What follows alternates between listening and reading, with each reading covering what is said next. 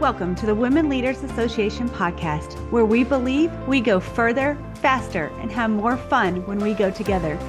Be sure to tune in each week to hear an empowering message from the world's top women executives, trailblazers, entrepreneurs, and all-around fierce female leaders. I'm your host, Julianne Kirkland, and I will be taking you on a deep dive of each message to equip you with the principles, strategies, and tools you need to start crushing your goals, increasing your impact, creating work-life harmony, and did I mention have more fun? Because when you love what you do it better. The Women Leaders Association is the world's largest women executives association with over 30,000 women in executive and leadership positions who are committed to the development and advancement of women in the corporate arena. If you would like to get involved in a Women Leaders Association chapter, would enjoy daily podcasts, or you desire to become a part of the Women's Mastermind group near you, simply go to womenleaderspodcast.com. Now let's tune in for this incredible message. Welcome, Tracy. We're so glad you're here. Thank you for having me. This is great. As I love spending a little bit of my day like this. Yes, I love it. So right before we pressed record, I was just talking to Tracy. We were having some chit chat about Zoom backgrounds and stuff like that, all the important things.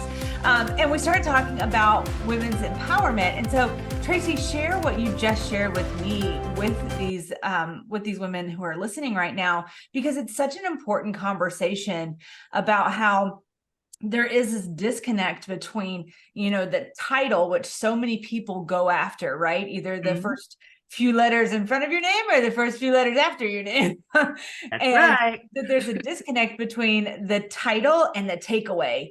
So talk a little bit about that. Yeah. So, like I had said a few moments ago, that sometimes when we talk about women's empowerment and we have women speakers, it's I did this, I did that, I went to this university, I'm president of this, I'm head of this, I'm head of that. But often we don't hear about the journey and the decisions and the life shifts and changes that maybe pushed you in that direction or had you decide to go in that direction. And my background is very, very nonlinear. I started off in fashion as a child model, then went into film and music, then went into, in addition to, because I am something of a workaholic, did real estate investment, did computer hardware sales, had my own record label for a bit, and then threw my hands up. I jokingly call it an early midlife crisis, and became a commercial plumber. Yes, I am a plumber. I would do buildings. Like skyscrapers. So, and for the years that I did that, I was literally the only woman on the job site. So you have these job sites that have 200-300 guys, between all the trades, and I'm the lone woman. And trust me, I had a blast. I was completely in my element. I was a dolphin in the ocean. I absolutely loved it. But then, when things fell off, the economy fell off in 2006, 2007, no one was building anything. And I found out my grandmother was diagnosed with Alzheimer's, and it was like, okay, let me take care of grandma. Let me move in with her. I sold my house and moved in with her to take care of her. And during that time, we all had these deep dreams of, if I could do anything, what would it be? And for me, it was actually have my nonprofit. It was actually have, what is now the Milligan Foundation. Of course, back then I didn't have a name, but all I knew in my heart that I wanted to do was to have a nonprofit organization and to help victims of domestic violence and human trafficking get away, because there was nothing like that in existence. So while I was busy being a workaholic and, doing all the things, modeling and music and film and all of that, I was also in a domestic violence relationship that no one knew about. I was one of those women. Outside, it looked perfect. Yeah. Inside was a hot mess. And so, like I said, all of those things, as disconnected and unrelated as they seem, once I moved into the nonprofit space, it's like skills that I got from doing each one of those things absolutely plays into how I relate to people, how I manage my program, and all of those things. So I think that when we talk about women's empowerment, sometimes we get focused on the degrees and the promotions and all of that instead of where does your heart come from, where's your experience come from, and that you can truly start anywhere. You don't have to, chase that piece of paper on the wall. You can take the knowledge and the experience that you have and your passion, because that's the key, is as long as you have the passion to do whatever it is, you can do it. Yeah. And it's so great that you say that. And I'm a speaker and I go out and I speak all the time, but I am very cognizant of that, right? That it's, people want to know when you go to get on a podcast interview or, write a book or, pitch yourself as a speaker on a stage, they want all the titles, right? They want to know the notoriety. And it's so interesting to me because there are women who are influencers, right? Social media influencers, have over 300,000 followers and are making $0, are struggling to, make ends meet. And it's like, it really doesn't have anything to do with your following. And then there's people that have 100 followers, but these people are invested in the message and creating a movement and wanting to really propel, this mission forward. And like, they're making bank. And it's like, when do we get so obsessed with these vanity metrics of, the titles and the following count and all that stuff, that we stop really paying attention to what is the message that this person has to offer. Yeah. And so I love that you have that experience to come and say, hey, I've kind of been through all of the things. I've been through all the things. And I relate so much to that caregiver part. My dad was diagnosed with Alzheimer's when he was just 63.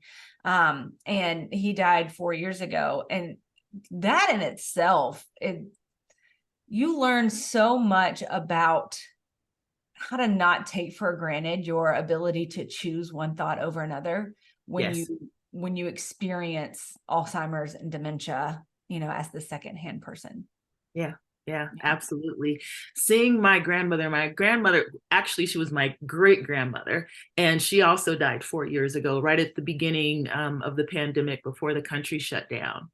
And seeing her decline, and in ways of memory, not personality, not at all. Right. She was still the nice way to put it was feisty. Yeah. and she, and she loved what she loved. She loved her things. Just so I have sons, and my son was, around, my oldest son was around with his friends. And let me tell you, and she was older. She was 103 when she passed. Wow. So, yeah. Great. So you can imagine this 100-year-old woman flirting with 25-year-old men. It was absolutely hilarious. And I said, that's how I want to be when I get that age. Right. Yes. Like, wow. And it was like a true testament of, when you get, older, the filter goes away. And it was, and she, at the end, it was difficult because some of her memory wasn't there and she forgot things. But like I said, the core of the personality was still there. And so it was still a really full life for her. Yeah. Wow. That's great. And so cool. And I love that too. When we do reach an age where we're finally like, you know what, I'm going to live my life for me and not worry so much about what other people think. There is so much freedom in that, to really think, okay, well, what is it that I want? And you went through all kinds of work transitions. And so what was that deciding factor with you? And, you said that you wanted to have a nonprofit, but what was that like? Yes, now is the time. What was that moment like for you? You know what? It was actually an epiphany. I was, like I said, I wasn't plumbing anymore. I wasn't working at a job site. I had, was fully taking care of my grandmother, or being at home with her, because she was still mobile. She could still do certain things, but she just couldn't be alone anymore. So it wasn't like there was a whole lot for me to do. And I was in my bedroom, and I was just thinking, God dog it, the only thing I want in life is to have my nonprofit and take care of my grandmother. And I want to say I was looking at Facebook, And my friend Patrick did a post, and I was looking at it, and it created this, I want to say, this rabbit hole of realizations, that I've always gotten what I wanted. And I was waiting to do my nonprofit until I had money. Mm-hmm. And one thing with me is I've always gotten what I wanted, whether I had the money for it or not. It just, right. Things would come. I'm a huge believer in manifestation, and that's a whole nother conversation. I'm actually writing a book on that. Awesome. But I had that epiphany. It's like, wait a minute, I want my nonprofit, and I've been waiting to have the money to do it, but I've always gotten what I wanted. And it was like that 1+1 moment. Right. And it's okay, just do it. And that's my favorite phrase. I know it's a Nike slogan and campaign, but truly just do it. And so literally that moment is like, I'm going to do my nonprofit. I'm going to start now, regardless of the money, and see how it goes. Yeah. And it has been phenomenal ever since. You know, you ask the universe to deliver, and it delivers. And the best example I can give you on that is I always knew that I wanted my organization to be international, that I wanted to be able to provide the service of relocation to literally anyone, anywhere in the world. And while I was learning about how to have a nonprofit, once again, I'm that kind of person. Once I decide to do something, I want to learn about it inside out, upside down. Yeah. I attended the World Conference of Shelters. And at the World Conference of Shelters, it was only the second time that shelters from around the world and EDs had gotten together. It was 97 different countries and almost 2,000 delegates. So truly all over the world. Yeah. And it's just little me. And I was literally months into making the decision to even start this thing, but I knew what I wanted to do. And so it go in and wearing the badge, and it's just my name and my organization and what country I'm from. But of course, you know, not the mission of the organization. And so at introductions, you know, sitting at the big rounds of 20, you know, for breakfast, lunch, and dinner, I would say Tracy Milligan, transportation and relocation services for victims of domestic violence, and jaws would hit the table because nothing like that exists. And then I was having business cards thrown at me. It was like, I want to be a part of your network because my organization exists to support every other network or every other organization that's out there.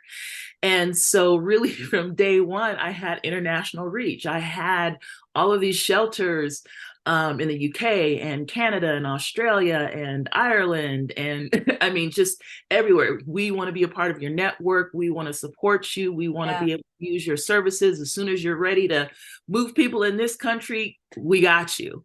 And so, you know, things just happen that way. And my organization really, really grew organically. And, you know, I started providing services internationally, I want to say 8 years ago. And it's been an amazing ride. I've met some wonderful people, learned a lot about the nonprofit space. I have some very definitive thoughts on that. But really it's still, you know, people look at my organization and say, wow, you've done these things and you've had this influence. How did you do it? And it's like, again, just do it. You go, you learn, open mind, open heart, observation, and going with passion, and you will absolutely connect with your people. Yeah. And that's such a good point. And I feel like the greatest difference, I mean, I've interviewed and been on stage with, and, you know, all these successful women, I'm air quoting if you're just listening and not watching on YouTube, all these successful women by, you know, world standards. And the only difference between them being successful and you not being successful is they're doing the dang thing. Like, they're doing it. That's the only difference. No matter what background they've come. I've seen really wealthy people, you know, Ivy League, yada, yada, yada, not able to make anything of themselves, you know, dirt poor, abused, alcoholics, all the things. Right. And it's like, again, by worldly standards, that's very confusing. But one decided that I'm going to use this to propel me forward. The other one decided, like, this can just propel me forward. Well, that's just not how it works. And so that's getting out there and doing it. Like, you had the vision, you had the insight and the willingness and the drive to get it done. And so you just said, I'm going to do it. And you did it. And that is what's empowering. It's not like, okay, now that you're successful, now I feel empowered by you. No, I get empowered by those moments of like, crying and snot on the carpet floor of your closet, like that kind of, like, tell me those stories. You know what I mean? It absolutely happens. Besides my nonprofit, I have a tech startup too that I've had to put on hold, unfortunately, because back in November I got a autoimmune disease and was in the hospital in critical care, paralyzed from the chest down. And it was like, pause, major pause on life. All the things of everything is like, woo, okay, new adjustment. But, even working in the tech community, having a startup, getting, eyeball deep in the VC world, while also trying to do my nonprofit. And it's like, what am I doing? And why am I doing it? And you really have to maintain that passion and understand why, because people will often think you're crazy. Mm-hmm. And sometimes when you need support the most, it's not going to be there. You're going to have to find it within yourself, and not look externally. And that was absolutely, one of those moments. Yeah. And that was actually why I started my tech company, because I had gotten frustrated with the whole philanthropic thing. And it was like, all right, I need to have a company now to make some money to pay for my nonprofit work. Because I had actually had a person reach out to me for help, and I didn't have the funds to help her. And to be specific, it was $300. And I didn't have $300 to help her. And she ended up being murdered by her abuser. And yeah, like I said, when you said on the floor, tears, right, tears, snot, all of it. So you can imagine being, the service provider and receiving that email and saying, sorry, no, I can't help you. And then she's in the news. And that absolutely devastated me in ways I can't even explain fully. It was hard. It was really, really, really hard. And so it's like, I just need to start another company. I need to start another business. Because, one of the things, and it's funny, I just saw this meme the other day, and it said, it is socially, I know I'm getting the quote wrong, but it said it's socially acceptable to tell poor people how to spend their money. But if you criticize a billionaire, you're told it's theirs, it's none of your business. Mm. And it's like, that is so true. Mm-hmm. That is so true. It's like, what they do with their money is none of your business. And so it's like, okay, well, then in that case, then I need to make it my business to make that kind of money. Yeah. So, because like I said, all I want to do is help people. And as they say, money is the lubricant of life. And so that's what it's about now. But I still get great pleasure. I mean, nothing makes me happier than helping people. Yeah. Well, driving. I'm a car woman too. Look,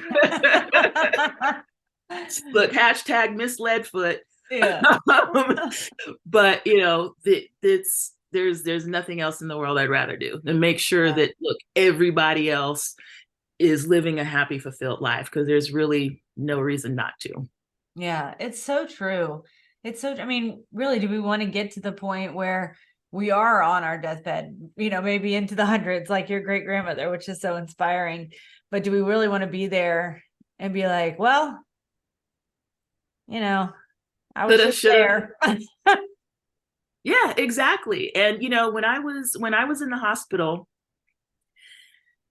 and people were saying, oh my goodness, you've got to, focus on your condition and you need to take it easy and I was like, no, I don't. Yeah. This is, to me, going through that was the shot off the starting line. It was like the rest of it was my training and walking up to that kick gate and setting, and then boom, here we go. Because when your mortality slaps you in the face like that, and and you think of all the things that, oh, I'll get to this next year. Right. Or, one day I will. One day. The one day or someday. It's exactly. Right now. That day is now. When the possibility of that someday was yesterday or could be tomorrow, it absolutely makes you move in a whole other direction and way and level of motivation. So that's where I am now. So that's why I'm trying to open up my first shelter. Wow. Now. Yeah. Awesome. So we'll definitely be sure to include all your links for how people can give to the Milligan Foundation. But what are some ways that people can connect with you on social channels, or how do you prefer people connect with you? Oh, I am out and about. So absolutely, you can connect with me on LinkedIn. All the social channels, Instagram. I'm more on Instagram than anything. And my Instagram is public. It's not private. It is public because I don't mind. I think, again, life's ups and downs and fun and candid moments, and why not, right? But and then my email. It's like my email's on my LinkedIn. So I am very, very much easily reachable. Awesome. That's great. And we will have, again, those links included in our show notes. So be sure to check that out. Tracy, as we wrap things up, what is one piece of advice, inspiration, empowerment, motivation, whatever it is that comes to you right now, that you would tell the woman who is perhaps sitting in that season of her life where she's like, okay, this is really talking to me. I know that this is my time to move forward.